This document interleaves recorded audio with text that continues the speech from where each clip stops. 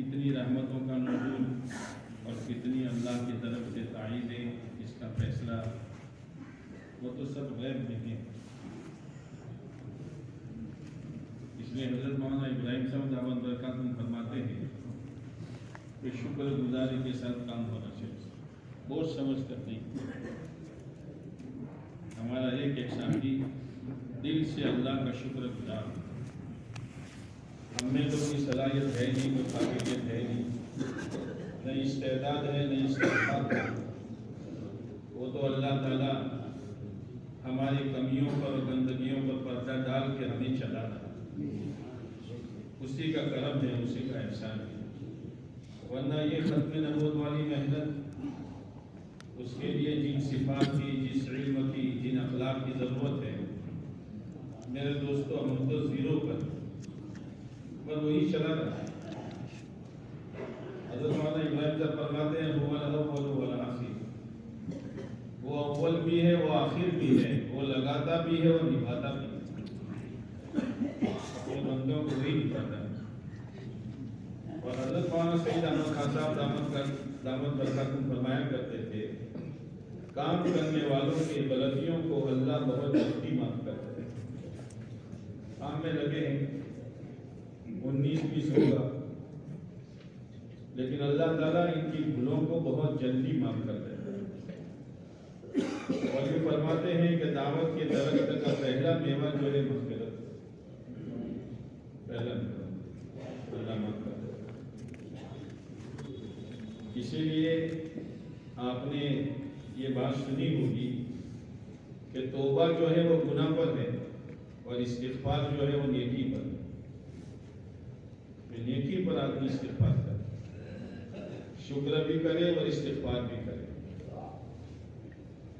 صحابہ کرام کی خاص صفات قرآن نے جو بیان کی ہے، وہ میرا ساتھ یستغفرون، سحر کے وقت وہ اللہ کے سامنے معافی مانگتے ہیں۔ حیات الصحابہ میں آپ نے پڑھا ہے، سنا ہے کہ صحابہ کرام اللہ کے سامنے اس طرح روتے تھے کہ جیسے پوری رات گناہ میں گزاری۔ یہ اثر ہے، کرے اور اپنی کوتاہیوں پر نظر کرتے ہوئے اللہ کے سامنے روئے۔ اور ہمارا ہر ساتھی اپنے ضلع کے کام کے بارے میں اپنے آپ کو قصوروار سمجھے کہ کام اس سے زیادہ اور سطح پر جا سکتا تھا، لیکن میری کمی و کوتاہی کی وجہ سے کام اس سطح پر نہیں پہنچ سکا۔ حضرت رحمۃ اللہ علیہ کے بارے میں آپ نے سنا ہوگا کہ جب بھی پوری دنیا میں کئی حالات آتے تو حضرت روتے اور یوں فرماتے کہ میری وجہ سے ہو رہا ہے۔ دوسروں پر ڈالنا تو بہت آسان ہے، اپنے اوپر لینا یہ اصل چیز ہے۔ مولانا عبدالشکور صاحب رحمۃ اللہ علیہ نے مولانا الیاس صاحب رحمۃ اللہ علیہ کو لکھنؤ بلایا، بڑے بڑے لوگوں کو مولانا عبدالشکور صاحب نے جمع کیا، تو حضرت تو وقت پر پہنچ گئے ریلوے اسٹیشن پر، مگر مولانا عبدالشکور صاحب نے جو رہبر بھیجا تو رہبر نہیں پہنچا، بہت دیر سے پہنچا۔ اور مولانا الیاس صاحب رحمۃ اللہ علیہ جب وہاں پہنچے تو مجمع بکھر چکا تھا۔ مولانا عبدالشکور صاحب نے فرمایا تم اس طرح دعوت کا کام کرو گے، وقت کی پابندی تو تمہارے یہاں ہے نہیں۔ حضرت نے فرمایا حضرت بھول ہو گئی، بھول ہو گئی۔ کہا ٹھیک ہے جائیے کھانا کھا کر، اب کس سے بات کروں گے۔ حضرت چلے گئے۔ اس کے بعد وہ جو رہبر تھا اس کو احساس ہوا، جب وہاں عبدالشکور صاحب کا غصہ ٹھنڈا ہوا 2-3 دن کے بعد، کہا حضرت بھول میری، میں دیر سے پہنچا تھا۔ وہاں عبدالشکور صاحب وہاں نظام الدین پہنچے اور کہا حضرت معاف کرنا، کام تو آپ ہی کریں۔ یہ چیز ہے، یہ تو کارگزاری میں کمی کوتاہی ہے، وہ تو کمی کوتاہی تو رہنے والی ہے، لیکن دوسروں پر ڈالنا کہ ساتھی ساتھ نہیں دیتے یا وہ پورا ساتھی سست ہے، یہ تو بہت آسان ہے، لیکن اپنے آپ کو قصوروار سمجھ کر، اس لیے کہ حضرت مولانا فرمایا کرتے ہیں کہ کام نعمت بھی ہے اور امانت بھی ہے۔ نعمت ہے اس لیے شکر گزاری کرتی ہیں، اور امانت ہے اس لیے پوری امانت داری کے ساتھ اللہ نے جو 3 نعمتیں ہمیں دی ہیں، جان، مال و صلاحیت، پوری طاقت کے ساتھ اس پر لگانا ہے، اور پھر نتیجہ اللہ کے ہاتھ میں ہے، نتیجہ تو اللہ ہی کے ہاتھ میں ہے۔ بہت سے انبیاء علیہ السلام حشر میں ایسے آئیں گے کہ ان کے ساتھ ایک بھی امت ہی نہیں ہوگا، لیکن وہ کامیاب ہیں۔ ہم محنت کے مکلف ہیں، لیکن محنت کیسی؟ سرسری محنت نہیں، محنت ایسی کہ اللہ کو رحم آ جائے۔ جیسے پیارے نبی علیہ السلام کے بارے میں اللہ نے یہ فرمایا، نبی جی آپ تو شاید ان کے پیچھے اپنے آپ کو ہلاک ہی کر دیں گے، اللہ کو رحم آ رہا ہے، اور اللہ تعالیٰ یہ کہہ رہے ہیں، نبی جی کہ آپ ان کے پیچھے ہلاک نہ کریں اپنے آپ کو، اگر وہ ایمان نہ لائیں تو۔ یہ ایک محنت کی کیفیت ہے کہ اپنے آپ کو پوری توجہ کے ساتھ، دعاؤں کے اہتمام کے ساتھ، اور ٹارگیٹ ہمارا یہ نہیں ہے 15 جمع کیجئے 17 ہو جائے، یہ ٹارگیٹ نہیں ہے۔ ٹارگیٹ ہمارا یہ ہے کہ ہماری ہر مسجد، جیسے ہم نے بڑوں سے سنا ہے کہ ہر مسجد مسجد نبی کا نمونہ بنے، اور ہر بستی مدینہ منورہ کا نمونہ بنے، یہ ہمارا ٹارگیٹ ہے۔ ہم کو وہاں پہ پہنچنا ہے، اور اللہ پہنچائے، اور اگر نہیں پہنچے تو ہماری نیتوں پر اللہ ہمیں اجر دے دے، اصل یہ ہے۔ لیکن کام کو یہ پوری امت پر کرنا ہے، لیکن بعض طبقے، 2 طبقے جن پر باطل کی نظر ہے، ایک طبقہ جوانوں کا اور ایک طبقہ مستورات کا۔ حضرت مولانا فرمایا کرتے ہیں ابراہیم صاحب دعوت برکاتہم کہ باطل کی ناپاک معاشرے کو چسنے والے ہمارے 2 طبقے ہیں، ایک نوجوان اور ایک مستورات۔ اس لیے تو اس کے سامنے ہے کہ باہر کا معاشرہ بگاڑنا ہو تو نوجوان کو بگاڑو، اور گھر کا معاشرہ بگاڑنا ہو تو عورتوں کو بگاڑو۔ یہ ہو رہا، وہ ہوائی جہاز کی رفتار سے تیزی کے ساتھ چل رہے ہیں، نئی نئی اسکیمیں، نئی نئی فیشنیں، پتہ نہیں کیا کیا، اور ہم چونٹی کی چال بھی نہ چلیں۔ اسی لیے مفتی زین العابدین صاحب کا مقولہ ہم نے سنا ہے کہ اپنے گھروں کی فکر کرو، گھروں کی، کہیں ایسا نہ ہو کہ باہر کی فکر کریں، کہیں ایسا نہ ہو کہ ہمارے گھروں میں وہ ہونے لگے جو عیسائی و یہودی کے گھروں میں ہوتا ہے۔ بہت ڈرنے کی ضرورت ہے، اور مستورات اس میں بنیاد ہے، مستورات بنیاد ہے۔ مستورات کا دینی ذہن ہوگا تو وہ اپنے اولاد کو سنبھال لے گی، اپنی بچیوں کو سنبھال لے گی، اور مستورات کا اگر دینی ذہن نہیں ہے میرے دوستو، ہم اپنی اولاد کو دینی سطح پر باقی نہیں رکھ سکتے، نہیں رکھ سکتے۔ وہ تو کچھ موقع ایسے ہوتے ہیں، نارمل حالات میں تو پتہ نہیں چلتا، وہ صوم و صلات کی پابند ہوتی ہے، ذکر و تلاوت کی پابند ہوتی ہے، لیکن 2 موقع ایسے ہیں، ایک شادی کا موقع اور ایک غمی کا موقع۔ امانت داری سے بتاؤ کہ اس پر کس کا زور چلتا ہے؟ ہم ساتھی، دوسرے نہیں، دوسرے تو ہیں اشارے، لیکن ہمارے گھر کی شادی کیسی ہوتی ہے؟ ہمارے گھر پر موت میت پر کیا آہو حوالہ ہوتا ہے؟ کہا دین کہاں چلا گیا؟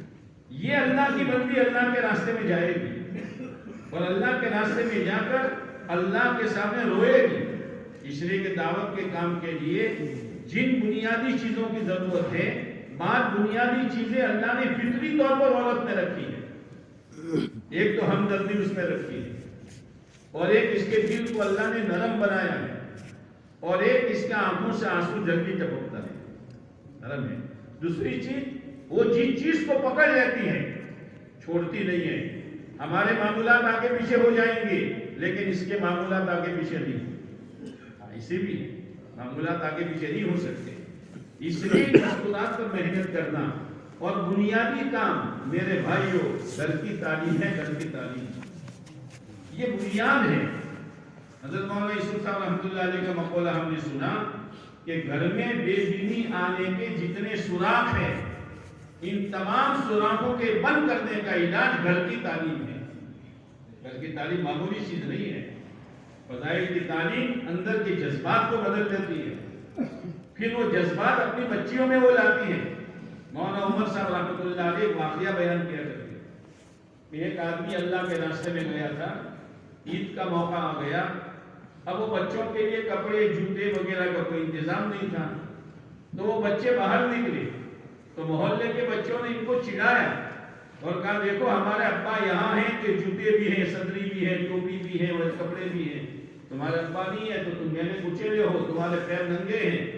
بچے بچے ہوتے ہیں، وہ روتے ہوئے گھر میں گئے، جب وہ رونے لگے تو ماں ہوتی ہے، ماں بھی رونے لگی، لیکن ماں اس محنت کو سمجھی ہوئی تھی۔ کہا بیٹو بیٹھو، یہ عید کل باسی ہو جائے گی، تمہارے ابا اللہ کے راستے میں گئے ہیں، اس کے بدلے میں دین آئے گا اور ہم دینی زندگی گزاریں گے، اللہ ہمیں وہ عید دے گا جو کبھی باسی نہیں ہوگی، اور وہ کپڑے پہنائے گا جو کبھی پرانے نہیں ہوں گے۔ یہ بچے باہر گئے، بچے باہر گئے، جب دوبارہ بچوں نے چڑھانا شروع کیا تو ان بچوں نے یہ باتیں بچوں کے سامنے دہرائی کہ تمہاری عید کل باسی ہو جائے گی، تمہارے جوتے کل ٹوٹ جائیں گے، تمہارے کپڑے 2 گھنٹے کے بعد میلے ہو جائیں گے، لیکن ہمارے ابا اللہ کے راستے میں گئے ہیں۔ یہ ہے دعوت کی محنت کی برکت کہ عورت اپنے بچوں کو سنبھال لیتی ہے، ان کا دینی ذہن بناتی ہے۔ اس وقت جوان بچیوں کا سنبھالنا میرے بھائیوں بہت ضروری ہے، بہت ضروری ہے، اور یہ ماں کی نظر ہوتی ہے۔ ہم جوان بچیوں پر وہ نظر نہیں ڈال سکتے جو ماں ڈالتی ہے۔ ماں سمجھ جاتی ہے کہ کیا جذبات اور کیا دعویٰ بنتا ہے۔ کوئی علاج نہیں ہے، نہ ڈانٹ ڈپٹ ہے، نہ دھمکانا ہے، نہ مار پیٹ ہے، سوائے اس کے کہ ان کو اعمال میں جوڑا جائے، گھر کی تعلیم کو مضبوط کیا جائے، حلقے کی تعلیم کو مضبوط بنایا جائے، اور جو ہمارے بڑوں کی ترتیب ہے شرائط کے ساتھ، 6 روزہ 10 دن اور اسی طریقے چلہ، یہ شرائط کے ساتھ اس کام میں اللہ نے عجیب و غریب تاثیر رکھی ہے۔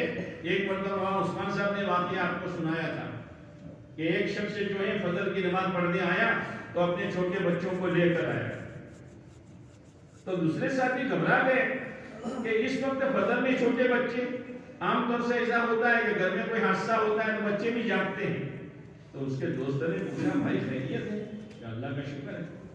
پھر فجر میں چھوٹے بچے کہ اصل میں اس کی ماں 3 دن لگا کر آئی ہے، اس کی ماں 3 دن لگا کر آئی ہے۔ یاد رکھنا ہمارا چلہ وہ اثر نہیں کرے گا جو اس خاتون کے 3 دن اثر کرے گا۔ عجیب و غریب اللہ نے اس میں صفات رکھی، اور اگر نہیں سنبھالا تو دنیا کا ماحول اس کو کھا جائے گا، دنیا کا ماحول اس کو کھا جائے گا۔ اس لیے آپ علیہ السلام نے فرمایا فاتقوا الدنیا واتقوا النساء۔ میرے بھائیوں، اپنے گھروں کو ہم نمونہ بنائیں، اپنے بچیوں کو ہم نمونہ بنائیں۔ ابھی شریف پردہ ہماری زندگیوں میں ہمارے گھروں میں نہیں آیا، جو فرض ہے شریف پردہ فرض ہے، میرے اور آپ کے گھر میں وہ شریف پردہ نہیں ہے۔ نہ ہم علماء سے معلوم کرتے ہیں کہ شریف پردہ کس کو کہتے ہیں، برقع گیا ہے، شریف پردہ نہیں آیا۔ ہمارے گھر نمونہ بنے دوسروں کے لیے، اس کے لیے میرے دوست ایک محنت ہے۔ مستورات کے کام کے اعتبار سے جو کمی کوتاہی ہے مجھے معلوم ہے، میرے ضلع میں کیا ہے، میرے گھر میں کیا ہے، آپ کو معلوم ہے آپ کے گھر میں اور آپ کے ضلع میں اور محلے میں کیا ہے۔ اس لیے مستورات کے کام کو بہت اہمیت دینے کی ضرورت ہے، بہت اہمیت دینے کی ضرورت ہے، بہت اہمیت دینے کی ضرورت ہے۔ اس فتنے کے زمانے میں بہت اہمیت دینے کی ضرورت ہے، اور گھروں کی تعلیم کو خوش شرکت کرتے اس کو مضبوط کرنے کی ضرورت ہے۔ اللہ کی ذات سے امید ہے کہ یہ محنت جو ہے جذبات کو بھی بدلتی ہے اور یقین کو بھی بدلتی ہے اور ماحول کو بھی بدلتی ہے۔ عجیب و غریب اللہ نے اس میں تاثیر رکھی ہے۔ اللہ تعالیٰ ہمیں اس کی اہمیت نصیب فرمائے اور مستورات کے کام کی صحیح معنوں میں اللہ ہمیں فکر نصیب فرما دے۔ بیان میں ہے کہ حضور اکرم صلی اللہ علیہ وسلم نے ہجرت کے بعد سب سے پہلی چیز مدینہ منورہ میں یہی اسلامی معاشرت، حیا اور سادگی، یہ 2 چیزیں شروع فرمائی، جس کو بدلنے کے لیے پھر کوششیں ہوئی۔ اس لیے میرے دوستوں ابھی عزائم بھی کرتے ہیں، عزائم اپنی ذات کے اعتبار سے بلند کریں۔ کل مصعب نے سنائی تھی کہ ہر ایک کو ملے گا جو اس کی نیت ہوگی۔ ہمارے پاس ساتھی، میں اور آپ جب عزائم کرنے بیٹھتے ہیں نا تو بہت سے ہمارے ساتھی کہتے ہیں نا بھائی اتنے کرو، تو کیا کہتا ہے ذرا قابو کرو قابو۔ کیا ہم یہ کہہ رہے ہیں؟ ہم تو بلند سے بلند کریں گے، اور بہت سے کہتے ہیں عزائم کم کر دیں، پھر زیادہ ہوں گے تو پھر کر لیں۔ نہیں میرے دوست، نہیں، عزائم بلند سے بلند کریں گے۔ جتنے عزائم بلند ہوں گے اتنی دعائیں مضبوط ہوگی اور اتنی محنت مضبوط ہوگی اور اتنی قربانی مضبوط ہوگی اور جو جو مشورہ قریب آئے گا اندر میں بے چینی بڑھے گی.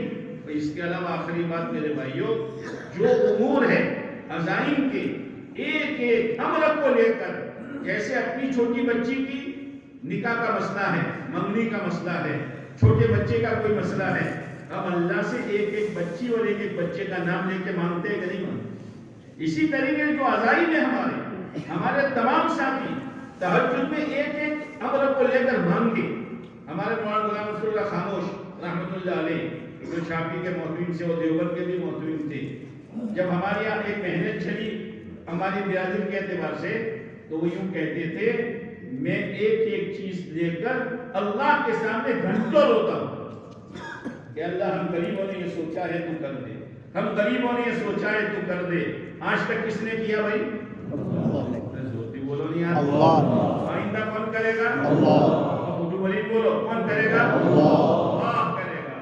یہ جملہ خدا کو بہت پسند ہے کہ میرے کمزور بندے نظر ان پر ہے. باپ پر بیٹے کی نظر ہوتی ہے، باپ بیٹے کو ضائع کر دیتا ہے، آڑے وقت میں سنبھال لیتا ہے. وہ تو رحم الراحمین ہے. اس لیے عزائم کے لیے بیٹھے اور بلند سے بلند عزائم کریں اور دعاؤں کا بھی اہتمام کریں اور اپنی قربانی اور محنت کو بھی بڑھائیں. ٹھیک ہے انشاءاللہ اللہ عمل کی توفیق نصیب کرتا ہے. عزائم کے لیے بیٹھے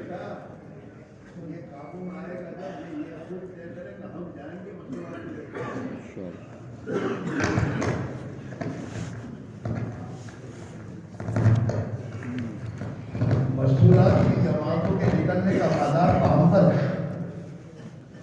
ہمارے ذمہ دار اپنی ذات سے اپنی مستورات کو سمجھا کر لے کر نکلیں گے تو مسجد والے جماعت کے ساتھ ہی اپنے ساتھ اپنی مستورات کو تیار کر کے نکلیں گے. اور ایک بات قابو آئے گی. یہ جو مستورات کی جماعت نہ نکلنے کی وجہ کیا ہے کہ ہمارا ساتھی خود اپنی ذات سے تیار نہیں، خود اپنے آپ کو تیار کرنے نکلے اور پھر اپنی مسجد والے جماعت کے ایک ساتھی کو تیار کرے کہ بھائی ہمیں اپنی مستورات کو لے کر نکلنا ہے اور پھر محلے کی مستورات کو تیار کرنا ہے. تو پھر میرے دوستوں یہ چیز قابو میں آئے گی.